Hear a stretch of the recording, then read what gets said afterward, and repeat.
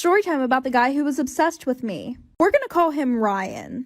Well, Ryan had a crush on me for a long time. And one night, one of our friends asked me to go to a party with them. And Ryan was gonna be the DD. And everything was good. We were all having a great time at the party. Well, Ryan and I went off to one of the bathrooms. And we started making out. And while we're making out, he goes, "I really want to fuck you, but I can't." And I'm just like, "Why?" And he said it was because he couldn't get it up. And obviously he was embarrassed about it, which is understandable. So I left the bathroom and didn't plan on telling anybody about it. Until I walk over to a group of my guy friends, and they're telling me that apparently Ryan told everybody that we fucked. So at that point, I didn't give a fuck and I told them what actually happened. AKA that he couldn't get hard. And apparently he was mad at me after that, but I had no idea. So he said, "Do you still want me to take you home?" So I said, "Yeah." And now that he drove me home, he knew where I lived. And then I got a text from one of his friends, like for part 2. Part 2 about the guy who was obsessed with me. So like I said, as soon as I got dropped off, his friend Ella texted me. And she was like, "Oh, it was so wrong for you to say that he couldn't get it up," and a bunch of other nonsense. And I just brushed it off and I was like, whatever. So I went to sleep, and the next morning that I woke up, so my house had like a gate to get in and there were locks on it and all the locks were broke. And my stepdad also saw that he slashed my fucking tires. I ended up telling him everything that happened that night, and my stepdad's 32 and Ryan's 22. So they're only a 10-year difference. He basically gave me an option. He was like, either I can call the cops or I can go beat this kid's ass. I was like, okay, just call the cops. So we called the cops and they ended up catching him on the surveillance camera, like of him breaking the locks and slashing my tires and everything like that. So then they found him and arrested him. And let me get this straight. If he just wouldn't have lied about it, then it would have never came out that like he couldn't get it up. He just had to go and tell everybody that we fucked. Story time. My boyfriend found out that I had an OnlyFans. So my boyfriend and I have been together for probably 2 years. And I had just turned 18 and we decided that we were going to move in together. We both worked full-time jobs. I was a waitress, he worked at Walmart. And the restaurant that I worked at was literally a 2-minute walk from Walmart. And I was forced to get a job there by my boyfriend because he had super bad trust issues. I know you guys are going to be like, "Oh, well, I can see why." No.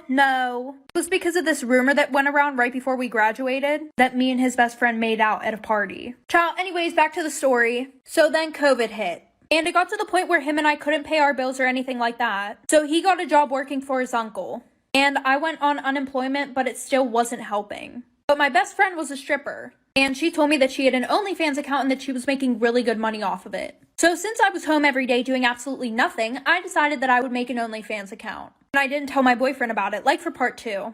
Part 2 about how my boyfriend found out that I had an OnlyFans. So like I said, I made the OnlyFans and I didn't tell him about it. And I was only putting stuff on there like twice a week. But then my friend promoted me and I started making a lot more money. So then I started putting stuff on there every time that my boyfriend would go to work. So a month goes by and my boyfriend realizes that I have way more money than I did before. And he keeps asking me about it, but I tell him don't worry about it, which definitely seemed really sus. Anyways, the one day while he's at work, I'm taking some pics for my OF, and I'm blasting my music, and I turn around and lo and behold, who do you think was standing in the doorway? My boyfriend. And he has his phone out and he's recording me. So then he started explaining to me that because since I gave him such bad trust issues, and I wouldn't tell him where I was getting the extra money, he set up cameras in the house. And he's been watching me for 2 weeks straight. He's still recording on his phone at this time. So we broke up, and now there's a video of me half naked on YouTube and him exposing me. Did I mess up by buying my 2-year-old daughter a Peppa the Pig piñata for her birthday? This well-meaning gesture turned into tragedy happened today. Like many toddlers, my kid loves that horrible little creature called Peppa. While I was shopping for birthday supplies this week, I saw a Peppa piñata and instantly thought 2 things. The kid is going to love this, and I'm going to love seeing Peppa get deleted with a stick. She saw it a couple of times during the week, and each time she was like, "Peppa, hi Peppa, that's Peppa." So I knew without a shadow of doubt I had made the right choice. Cue the main event. In one corner we have Peppa, and in the other corner we have 15 older kids jacked up on cupcakes and soda. They don't care about Peppa, they only care about getting their necks fixed, and they know that fix is inside the paper piglet. My wife is holding up my daughter, and I'm standing beside them. The first kid steps up, and the adults are cheering, and the kids are hyped. 3 swings and 3 misses. The families are laughing and cheering as the next kid steps up. First swing, miss. No issues yet. Second swing, some light contact is made, and this is where it goes downhill. I look over and see visible concern on my daughter's face. Third swing, contact. Full on twack. The parents cheer, and the kids are now at a near fever pitch of excitement. Except for one. The one whose birthday we're here to celebrate. She bursts into tears, and I look at my wife in that moment, and we both realize we fucked up. She's 2. She doesn't know what the heck a piñata is. This is her first time seeing one. What she is seeing is her favorite cartoon character getting beat down by her cousins. Babe, maybe you should take her inside. I don't think this is going to end the way we thought it was going to. Yeah, you're right. That should be the end of the story, right? A lesson learned on what not to do next time. Nope. My wife needed to use the bathroom, so my daughter was wandering around the living room. My mom, who was in the upstairs bathroom, comes downstairs and saw my daughter and the excitement going on outside and scooped her up and brought her back outside. I'm on the other side of the yard as I see my mom come out with my daughter and I start walking towards them. Too late. She stops at the end of the deck, giving my daughter an unobstructed view of what happened next. The kill shot. One of the older kids let loose a thunderous haymaker and explodes Peppa. The parents cheer and the kids lose their mind. They're fighting each other for candy over the corpse of Peppa. My kid unfortunately lost her goddamn mind. Full on ugly cry while muttering, "Peppa, Peppa, Peppa," in between sobs. Thankfully, kids that age have short memories, but it took her a good 45 minutes to fully settle down from watching the murder of her beloved Peppa. Storytime about how my dad was on the news and now everybody knows my last name. So a little background information. This all happened whenever I was in 6th grade. This all happened on a Tuesday night. So I had school the next day. Well, my dad had went to work earlier in the day. Well, around 10 o'clock at night, we hadn't heard from my dad all day, which was super weird for him because he was always home around 10 o'clock. And even if he wasn't, he still would have kept in contact with us and let us know where he was at. So at this point, my family and I were really scared, and we're thinking that something happened to him. I was calling and texting him, my mom was calling and texting him. My whole family was pretty much trying to get a hold of him. Like, we had called all the hospitals to see if he was there. We called police stations to see if he might have been in jail or if they had his last name in the system. So nobody had heard or seen from him. So we all went to sleep that night hoping that he would show up in the morning. So the next day after I got home from school, my mom came home from work and she had told me about this phone call that she got. Like for part 2. Part 2 of how my dad was on the news and now everybody knows my last name. So like I said, my mom had gotten home from work and she told me about this phone call that she got while she was at work. So apparently one of her coworkers called her and said, "Hey, I think I saw your husband on the news." So after that, she showed me the news article and I couldn't even believe what I was reading. So I guess my dad had been drinking and he went to an auto repair shop and stole a car because I guess the keys were left in the door of the car. And what makes this even worse, the car that he stole had 2 guns in the trunk. And they weren't 2 pistols. These were 2 big ass guns that were fucking loaded. Oh wait, I forgot something. So before this, he had been at the strip club and somehow he ended up in pink lingerie. Guys, I cannot make this shit up. So he was driving around and he decided to park right in the middle of an intersection and it was literally causing a whole fucking scene. There were people with their kids worried as hell. So after that, a few people called the cops, like for part 3. Part 2 about how my dad was on the news and now everybody knows my last name. So like I said, my dad parked in the middle of an intersection and people were calling the cops. So when the police arrived, my dad was half passed out in the car. This happened in like the middle of broad day, like there's traffic everywhere. So when they finally get up to the car, my dad is literally slumped in the driver's seat. There was a bottle of whiskey in the door and it was completely empty. When they went to arrest him, he started resisting. He was screaming a bunch of profanities at them and started kicking them, threatening them with guns, which made the situation worse because my dad had no clue that there were any guns in the back of the car. So that just made the police think that they were his. So they take my dad to jail and he has like 7 charges against him. But we were happy because we knew where he was. Well, the worst part is, so the next day when I went to school, people were coming up to me asking if that was my dad on the news. Some people were even making fun of me because of what he did. And that's really fucking embarrassing for a 12-year-old. But it's okay, Dad, I still love you. Extremely creepy story time on how my aunt passed away. So a little background information. About 5 years ago, my aunt had gotten pregnant. It was really weird because a few months before she got pregnant, the doctor told her that she would never be able to have kids. And her husband had been trying for years. Well, I think like 2 weeks after the baby was born, it had passed away. And I don't really know why. For some reason, my mom won't tell me. Which is weird, but anyways, after that, my aunt just felt like a lot of things weren't going the way that she wanted them to in her life. So she decided to get closer with God. Well, every Sunday night, we go to my grandparents' house for a family dinner. And while we were there, my aunt starts going on this whole rampage. She said that God's not giving her the answers that she needs, and I don't really know what she means by answers. So my grandparents kick her out because she's acting like a psycho. Well, the same night at 3 a.m. in the morning, we hear a knocking on the door. And lo and behold, it's my aunt. So my mom lets her in because she feels bad and feels like she's the only one that will actually listen to my aunt. So she makes everybody sit at the kitchen table. And she pulls out a Ouija board from her bag, like for part 2. Creepy story time about how my aunt passed away, part 2. So like I said, she makes us all sit down at the kitchen table and she pulls out a Ouija board. She was like, "I found out how I can get some answers. I just feel like I need you guys around me for positive energy." And my family is very, very religious. Like, we don't fuck with that shit. But because my mom felt bad for her, she let her use it in our house. But my mom didn't want my sisters and I around that, so she just sent us to bed. Well, the next morning, I wake up and I ask my mom what happened with the Ouija board situation. My mom just said that it was really scary because before she thought it was like a load of bullshit, and she said that her and my dad didn't touch the Ouija board because, like I said, they were very religious and did not mess with that stuff. But apparently, it said for her not to buy a house with the numbers 2815. Well, 2 years later, my aunt got remarried, and her husband ended up having 2 kids. So they bought a new house, and no, it didn't have the numbers on it. One of their kids accidentally shattered the glass door, so they went and got a new one, and it came with those exact numbers on it. 2 days later, the house burnt down and nobody survived. Storytime about the toxic boy that I almost started dating. So a little background information. Him and I both met on a set of a movie that we were in. Well, a few days into filming, he asked me out. So of course I said yes. And it was literally the most amazing first date ever. So he asked for a second date and I said yes, of course. And the second date was terrible. He literally just tried to get in my pants the whole time. So then he asked me for a third date. And for some reason I said yes, hoping that it was not anything like the second date. And he didn't show up. So I pretty much got stood up. And then he even blocked my number. So a few months go by and I end up moving in with my best friend, about an hour away from where I was living when I met him. Well, the one night she came home and told me that he had messaged her on Instagram, which I thought was funny as hell because my best friend did not swing that way. So she pretends to flirt with him and asks him to come over. So he drives an hour to our apartment, and when he walks in, he just sees me standing in the kitchen. He immediately walked out. Storytime about how I was groomed for almost 2 years and didn't even know it. So a little background information. When I was 15, my house burnt down, and I went into a little bit of a depression. So after losing everything, my 6 siblings and I had to move into a 3-bedroom place with my grandparents. And a month or so later, I was looking for friends. Someone to talk to or pretty much anything that would just make me feel better. Well, this guy messaged me and he said, "You're pretty as shit." And I'm 15, so a bitch was excited. Well, 2 weeks later, I asked my mom if I could go over my friend Samantha's. And of course she said yes, because I had stayed with Samantha a lot during this time. Also because there was barely room for any of us in this 3-bedroom house. So a little background information on my parents. My mom had been a police officer for 12 years. Sadly, she had to retire because of a neck surgery. My ex-stepdad was and still is a police officer today. Anyway, so my mom asked for pictures whenever I went over Samantha's to make sure I was really there. Like for part 2.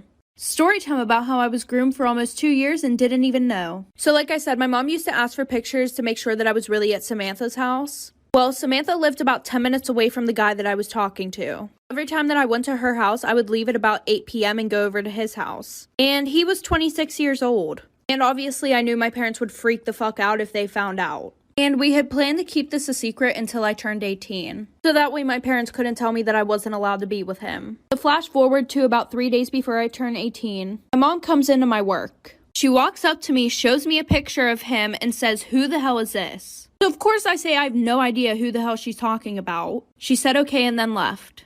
Well, as soon as I got home, her and my dad were sitting in the living room, waiting for me to explain who that man was. So I told them everything. They decided not to take legal action, but my mom explained to me that I was so young and he took advantage of me and stuff like that, so I never saw him again.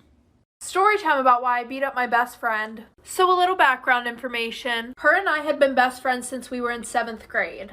Her family was rich, mine was poor, and at first she was a really good friend. She was always there for me whenever I needed her, until our freshman year of high school, which is when her and I started hanging out with boys. Now, my mom was kind of strict. She wouldn't really let me hang out with boys, but her mom was more lenient about her hanging out with boys. Every weekend, she would throw a party at her house, and she would throw them in her attic because 1, it was huge, and 2, her parents didn't give a fuck what she did up there. Anyways, she would always offer to do my hair and makeup before the party started, which always made me really excited because I never really put any work into my physical appearance. Well, little did I know, the only reason why she would offer to do my hair and makeup at these parties was so that way she could make me look like shit in front of all the boys. So after that, I taught myself how to do my own makeup and do my own hair. Like part 2 about why I beat up my best friend. So like I said, I learned how to do my hair and makeup, and she went on vacation for like a month straight. Well, when she came home, she threw another party, and she was like, "Don't worry, after I'm done getting ready, I'll do your makeup and do your hair." And I was like, "No, it's fine, I got it." She literally looks at me and she goes, "Are you sure? You don't really know how to do that. Like, it'll probably look really bad." And I'm like, "Why the fuck would you say that?" She goes, "No, like, I don't mean it to be rude. It's just that, like, I want you to look good in front of the boys and stuff like that." Like, sis tried to talk me into getting a shower for a full, like, 20 minutes. So after that, the whole night, she's literally being a pick-me girl. She's making all these comments about me in front of the boys, and I just keep brushing them off until her next party. We got ready and I put on these expensive shoes that I had just bought, and she goes, wow, you just like really like to copy my style, don't you? So she starts making comments that whole night about how my family's poor and stuff like that, and she threw up all over my shoes. So I dumped the trash can that everybody had threw up in that night on her, punched her in the face, but like 2 months later she came to my house and apologized. Crazy ass story time about how my best friend's parents walked in on me sleeping with my best friend's brothers. And yes, I said brothers. So my freshman year, I became best friends with this girl, and she had 2 older hot ass brothers. One was in college and one was a senior. Well, it was Christmas break and her older brother from college was home, and my parents let me go with them to Florida for Christmas break. They had a super nice beach house, and I was sharing a room with my best friend. And the boys were sharing a room. And our room was connected because there was a bathroom in the middle. Well, my best friend got super sick the first 3 days of the trip, so she didn't do anything with us. So I was hanging out with the boys all the time. Well, the one night we were on the deck and we started to play Truth or Dare. And one of them asked, would you sleep with us? And I said, yeah. So at around 3 a.m., I snuck into their room and things started to get real nasty. There are kids on this app, so just use your imagination. And things started to get really loud and we woke their parents up, like for part 2. Part 2. So we thought that we woke their parents up and we heard someone walking up the stairs. So I ran into the bathroom, hid, and they asked if everything was okay. And I was just like, oh, I'm not feeling good. I think I caught whatever my best friend has. So they went back downstairs and we thought they went back to sleep. They were never asleep. So we decided to go onto the deck and finish the nastiness that we were doing. And I was like, oh, okay, we don't have to be that quiet now. Because their bedroom was in the front of the house and the porch was on the back of the house. And we were on the 2nd floor, and below that there was another porch with a fire pit and everything. And I could see below us. Well, out of the corner of my eye, I thought I saw somebody walk into the house. But stupid me, I just ignored it. Not even a minute later, I hear the sliding door open. And I hear,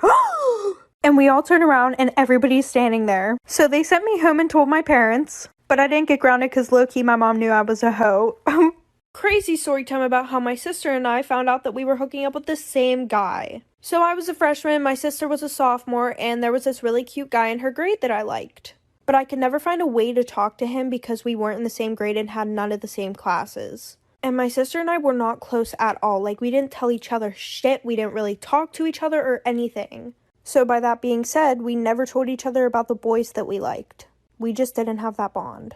Well, track season came around. So they called all the people down who wanted to do track, and I saw him walk past my classroom window, so I decided to go too. So I signed up for track, and him and I started to talk a little bit. We exchanged numbers, and he was popular, I wasn't, so he didn't want to be seen with me. So after attendance, we would go to this graveyard right by the track and hook up. Well, the next day we had a meet in our school. So him and I went to the graveyard, hooked up, and that's when it started getting crazy for part 2. Part 2. So on our way back from doing our thing, we had saw a group of kids that were behind this bush and they were chiefing. And we didn't think that they saw us because we were like, oh, they're just smoking, whatever. So I go back to the meet, everything is good until the end of the meet. One of my best friends sends me this picture that I guess somebody posted on their story. And it was a picture of me and the kid hooking up. And next thing I know, my sister is blowing up my phone. And like I said, my sister and I didn't have a good bond, so I didn't give a shit what she had to say because I didn't know. So then I got home. And as soon as I walked into my room, my sister was literally waiting there for me. And she's like, what the fuck is wrong with you? Him and I are in a relationship. And I'm like, bitch, what the fuck? And she was like, well, it's on the down low, but we're in a relationship. What the fuck is wrong with you? You're a whore. So then she decides to drive both of us over to his house. So we all decided to just stay away from each other. But then they got back together. So I just figured that wasn't fair and I'm still hooking up with him while they're together. Crazy story time about how I found my aunt and my boyfriend hooking up at a family function. So every year my mom and stepdad would have a Christmas party and everyone from both sides of the family would come. And I also invited my boyfriend. And at this time my boyfriend and I were both juniors in high school. So everybody came to the party and everything was going good. Well, an hour into the party, all the adults were super drunk. So before we all opened gifts, I decided to help my mom clean up dinner. So while I'm washing the dishes, I look over and my aunt and boyfriend are talking a lot. And she started to get really touchy with him, but I didn't think anything of it because she was super drunk. So after I'm done cleaning up, we all start opening gifts. And my boyfriend goes up to my room to go get his phone off the charger. And after he went upstairs, my aunt was like, oh, I need to go throw up. So about 10 minutes goes past and my boyfriend's still up in the room grabbing his phone, so I went to check on him. And I walk upstairs to see my aunt and my boyfriend laying on my bed making out. Like for part 2. Part 2 to how I caught my aunt and my boyfriend hooking up at a family function. So like I said, they are laying on my bed making out. Doors wide open, they don't even bother to shut the door. And both of their shirts are off. And I think I should just put in here, my aunt is like 28. She's on my stepdad's side. She's really young. So they look up and my aunt's just like drunk as fuck looking at me. And she's like, do you want to join? Like, bitch, what the fuck? So I'm just like shook and I start screaming. Everybody rushes up the stairs and my mom pushes me out of the way and sees my boyfriend and my aunt laying on my bed with their shirts off.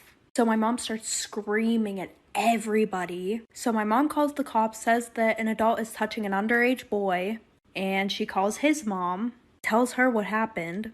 So my boyfriend and I broke up, so that spread around the whole school, and word got out that they actually started seeing each other.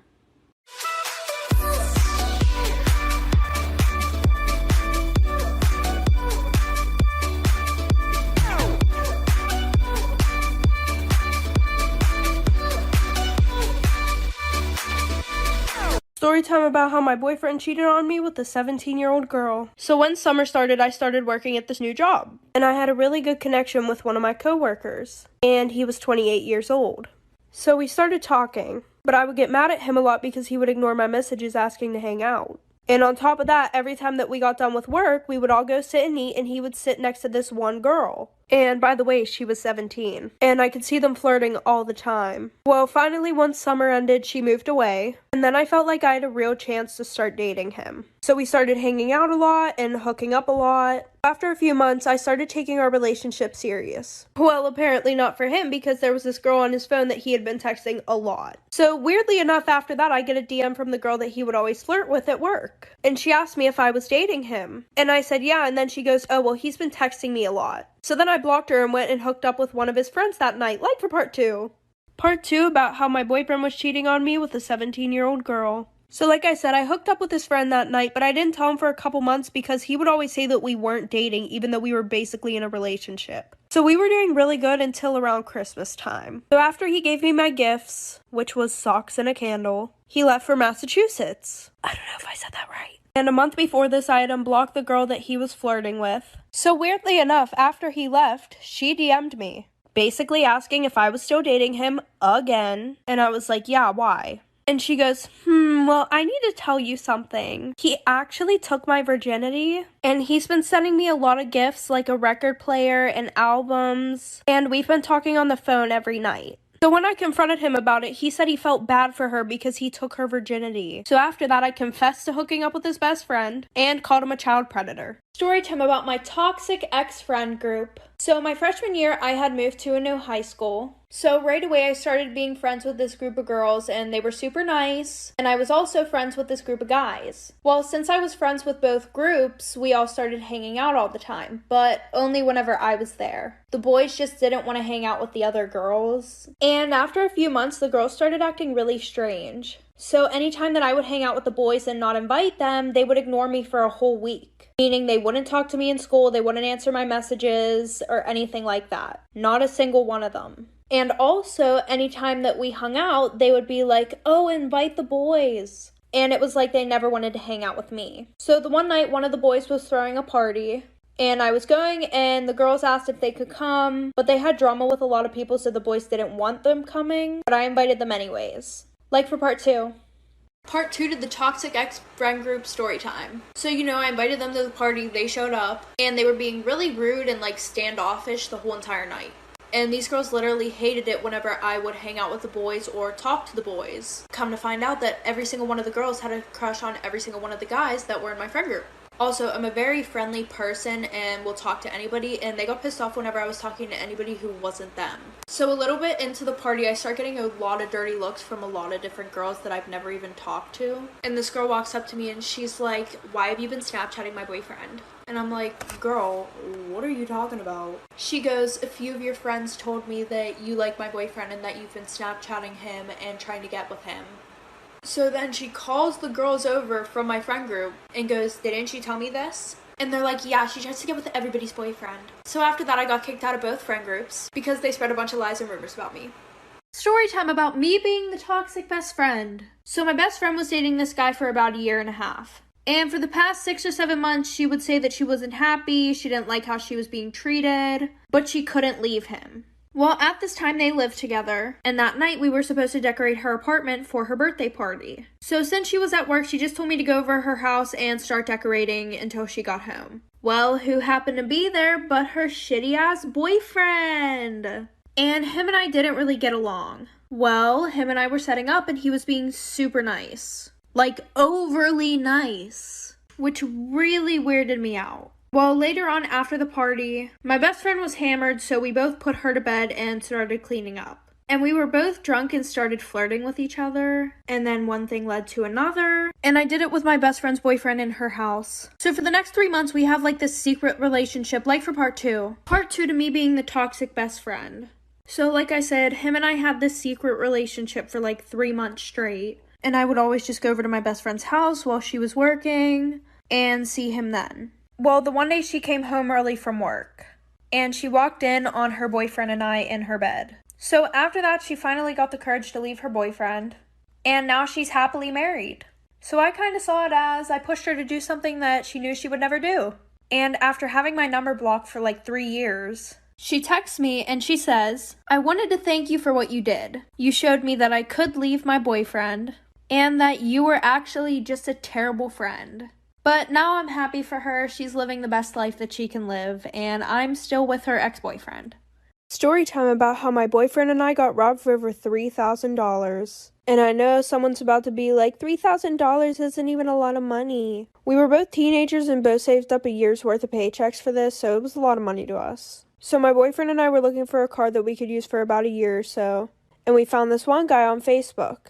And the car looked too good for the price that he was selling it at. But I got in contact, asked him if he would meet me somewhere, and then he started being super sketchy. He was like, well, I still have to do some work on it, so can you guys come to my house? So we drove an hour away to his place, and we pull up to this apartment, and we drive around a few times, and the car is nowhere to be seen. So he meets us outside, we go in his house, super nice, offered us drinks and everything, and then he goes, okay, can I have the money now? And we're like, well, we want to see the car. And he goes, you guys can see the car after you give me the money. I just don't want to get robbed. So we give him the money and he goes to the back to count it, like for part 2.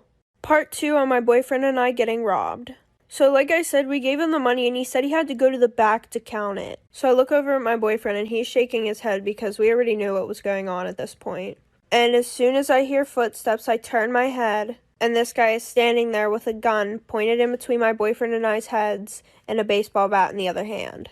And then he goes, okay, you guys can get the fuck out of my house now. Before we leave his house, my boyfriend's like, bro, can I at least get the money back?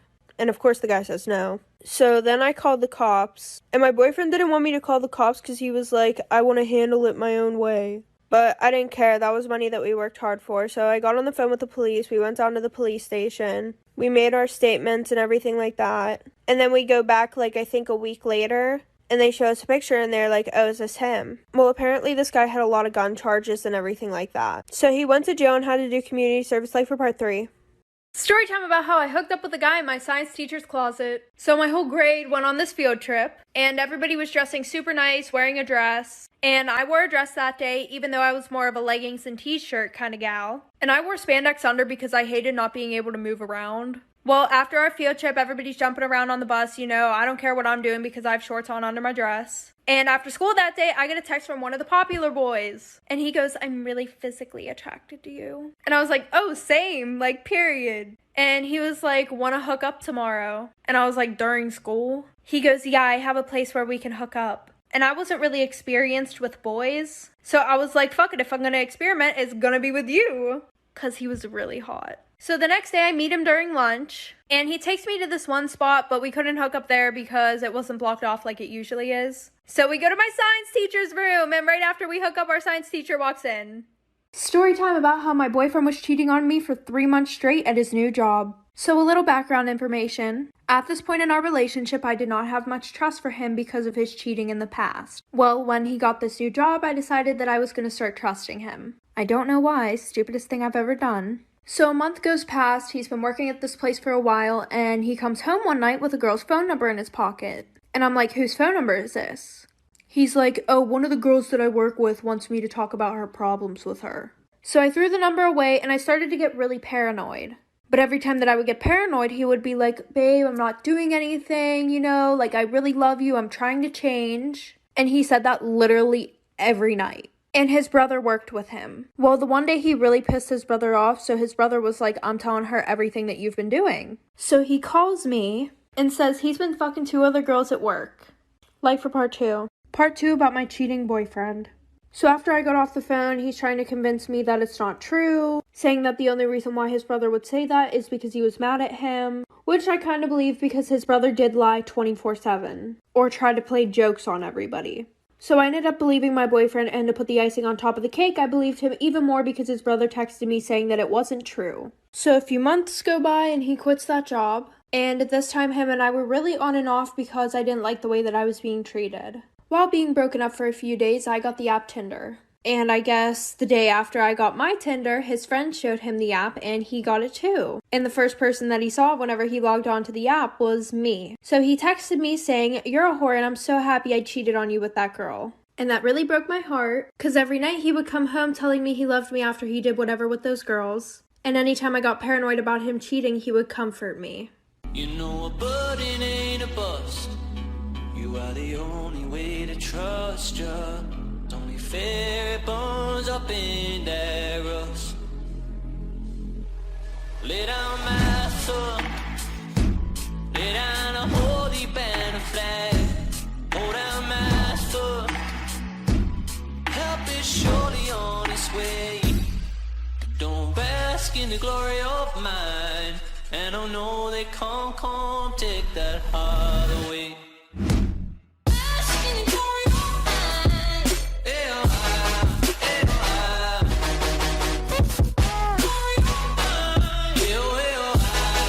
Storytime about how I was the side chick. So it was my freshman year and I had just moved to a new school. And I lived next to this senior boy. You know, the one that thinks you're good enough to do stuff with but not good enough to date? Yeah, that one. Well, we both were on the same bus and I thought he was really cute, so I asked him for his Snapchat. And I got it. So we started talking a lot and we would always talk about me sneaking over his house because my parents were super strict. So homecoming night, I saw him grinding with this girl, but I didn't exactly think anything of it because literally everybody was just being passed around. Well, I went home after, and at like 2 in the morning, I got a text from him saying to come over. So I went over there, we did the dirty, and then I started to go over there almost every other night. At 2 in the morning. And there was this one girl that I got really close with. And I told her all about the situation, but I didn't tell her till like 3 months after it was happening, because he told me not to tell anybody, of course. And she goes, you know he has a girlfriend, right? So I felt really bad and confronted him, like for part 2. Part 2 of me being the side chick. So that night he had asked me to come over again. And I went over there, but it's not what you think it was for. I got over there and I was like, when were you gonna tell me you had a girlfriend? Literally, this comment made me want to throw up. He goes, what do you mean? I thought you knew. So I was like, no, I actually didn't. And he goes, so does that mean you don't want to come over anymore? He goes, I really liked you, and I was gonna break up with my girlfriend for you. Which I know this is so bad, but that made me happy because I had the biggest crush on him. But then I just left. And the girl that he was dating was a senior. And I asked my friend, hello. We both went to different schools. So we both had separate proms. And of course we both asked each other. So his prom came around first. So we got a shore house with his friends. And before we left, he bought me 2 dozen roses. This man has never bought me anything. And my mom was like, that's strange. I know exactly what he's trying to do with you. I now see that that may have been a warning. But did I listen? No. After prom, we went to the shore house and he tried to make it happen. I said no. The next morning, we both left. It was a Saturday because I had dance and he had baseball practice. He went back to the shore house that night and I didn't hear from him all weekend, like for part 2. Part 2 because y'all are impatient and gotta go to sleep. So I didn't hear from him all weekend, but I left my blanket there and I texted him so he wouldn't forget it. And he was like, okay, yeah, I'll drop it off and we can hang out because I haven't seen you. And then he says that he apparently spilt beer all over it, so he had to wash it. And everything was good until my prom. So we went and he was acting extremely weird and super distant. So that's when I kind of knew that something was up. I didn't have a shore house for my prom, but he was like best friends with all the senior girls who went to my school. So of course they invited him and we went. And then I saw all over social media that there were pictures of him with his ex holding hands and hanging all over each other at the beach. So I had work that night and I just so happened to work with his best friend. And I told him about how he was being super distant and how I saw all those pictures all over social media. And he was like, yeah, we never spilled beer on your blanket that night. He was actually with his ex and they did it on the blanket. Moral of the story, don't date the guy who's named a player because it's probably for a reason.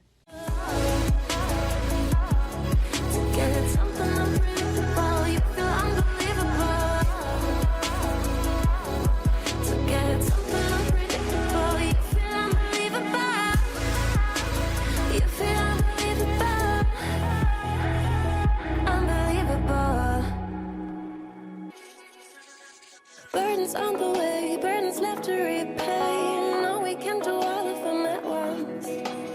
You're so good to me.